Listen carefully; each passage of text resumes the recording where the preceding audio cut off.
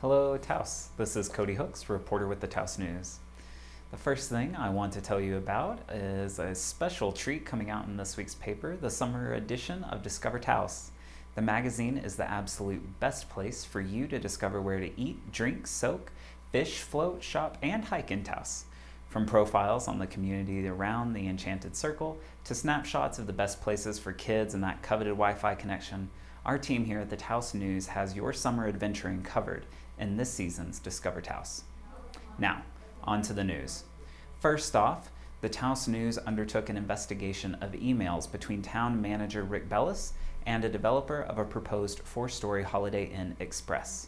Those emails show Bellis was talking about rewriting the town code to accommodate taller hotels more than a year before a formal application for a 4-story hotel came to the public's attention.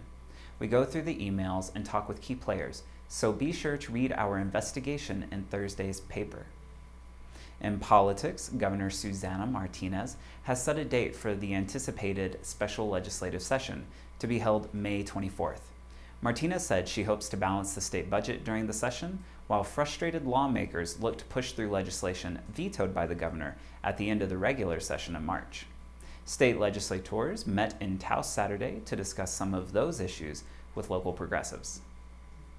On the crime beat, this week 2 inmates escaped from the Sandoval County Detention Center last Friday. Paul Garcia and Blake McPherson were caught over the weekend as they appeared to make a run for the border. We'll wrap up that story on Thursday. And briefly in business, Taos Tattoo has welcomed a new artist, Wayne Wells, adding even more talent to the longest-running tattoo shop in Taos. And a new restaurant specializing in Peruvian cuisine has opened in town, so check that out. And in the vast and varied world of sports, the lead story this week is Helena Padilla of Cuesta. Helena is a 2-time state champion. This year, she brought home a title in the long jump and the triple jump, so be sure to read about her successes in this week's paper. Other than that, I just want to let you know that spring sports are coming to a close. It's been a fabulous season, and we've covered tons of great athletes. Congratulations to you all, and best of luck at whatever adventures you have up your sleeves for the summer. And in lifestyles, our guest writer Cindy Brown gives us a feature on a local builder who specializes in passive solar and adobe construction, Kinlock Brown. There's also lots of information about native plants like the native Yoruba de Manzo. And in tempo, it's that time of year again, and yes, I do mean the annual Mother's Day Music Festival.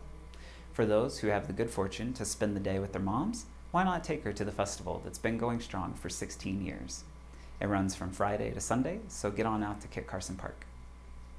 And in the weather, the National Weather Service reports scattered and potentially severe thunderstorms over the next couple of days. Temperatures may reach into the 70s over the weekend, when it looks like the blue skies and sun will persevere over the storms. And in this week's astrology, Wednesday brings the full moon in Scorpio, one of the feistiest and more intense signs in the zodiac.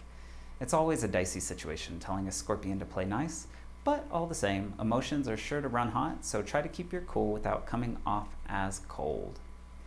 Alrighty, Taos, those are the high notes. But as always, there's even more in Thursday's edition of your community newspaper. Bueno, bye.